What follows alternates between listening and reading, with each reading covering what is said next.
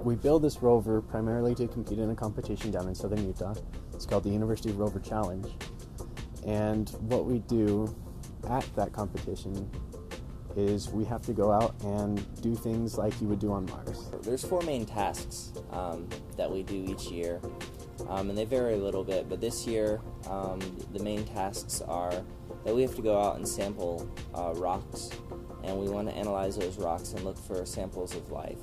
Another task that we do is there's equipment that they place out in the desert, and we drive our rover out there and we service that panel with our robotic arm and with other specialized equipment that we have to clean and maintain. Another task that we have is they actually lay some mock spacesuits out in the desert, and they give us the last known GPS coordinates of those spacesuits, and they have us go and find those with our rover and deliver packages to them, and each spacesuit has an assigned package.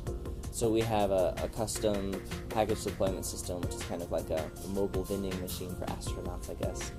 And then the final task this year is different, where we'll be doing obstacle maneuvering, or basically a drive challenge. And I feel like our team is actually really well equipped for that because we have one of the most robust chassis at the competition every year. So everything is designed by students. We decide what we want to do, how we're going to do it. We actually go and make it. So you get a lot of hands-on experience with designing, producing, prototyping, testing, things that you want to do. We build the rover from the ground up every single year, and as a result there's a large array of tasks of varying difficulty that need to be done on the rover. That allows us to bring in freshmen with no real design experience or even machine shop experience to design and build really basic parts that go onto the rover, all the way up to the higher level engineers who can work on kinematic systems and the suspension or even the arm of the rover itself. it can be intimidating because you look at the robot and you see how complicated it is, and you see all the different pieces and you don't know what they all do. But it's important to remember that it was built by students, and it was built by students that aren't seniors or even juniors. I joined the team as a sophomore, and a lot of students joined the team as freshmen. And the way it works is that the students that have been on the team for a while help and teach the students that are new. And as long as you stay on the team, you have a great opportunity to learn and be mentored by the students that have been on the team longer. The team is divided up into a few different groups. We have a lot of mechanical engineers who work on mechanical aspects of the rover, as well as electrical engineers. And we also have a few scientists. We have a physicist, biologist, and geologist as well that help us out at the competition. And so we kind of divide up by task. So for example, there are a lot of tasks that are very mechanical centric. For example, like the rover suspension. Now, there's not a lot an ME or an EE has to do there, mostly MEs. Other tasks are very electrical engineering centric, such as the control board, radios, things like that. But there's also tasks that are kind of between the two. For instance, the robotic arm. If the mechanics don't work, it doesn't work. If the electronics don't work, it doesn't work. So the mechanical and electrical engineers have to work together. That's one of the good things about the team. You know, you get experience working with people who are in different disciplines than you and know different things than you do. And it's just a good way to learn.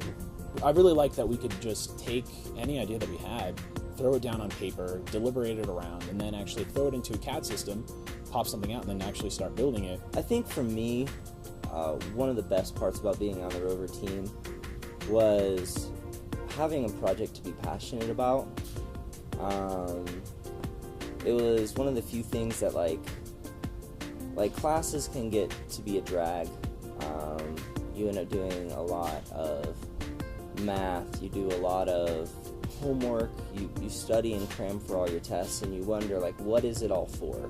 Like, why am I doing this day in and day out? Why am I staying up till 2 in the morning in the KATM lab when no one's here doing homework to get this turned in on time?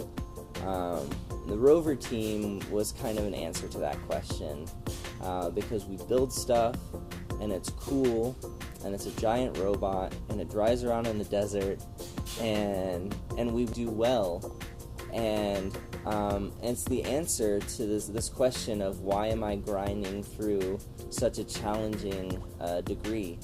So every engineering student knows that a lot of their classes, they sit through them and they think, man, where is this even applicable? I mean, when am I ever going to use this? And one thing that was really nice about Mars Rover is that we could come in and we could apply some of these things that we've learned in class. We could take these concepts that we learned about machine design, about dynamic system modeling, about thermodynamics, about even kinematics, and we can apply it to systems that we have complete and full reign over.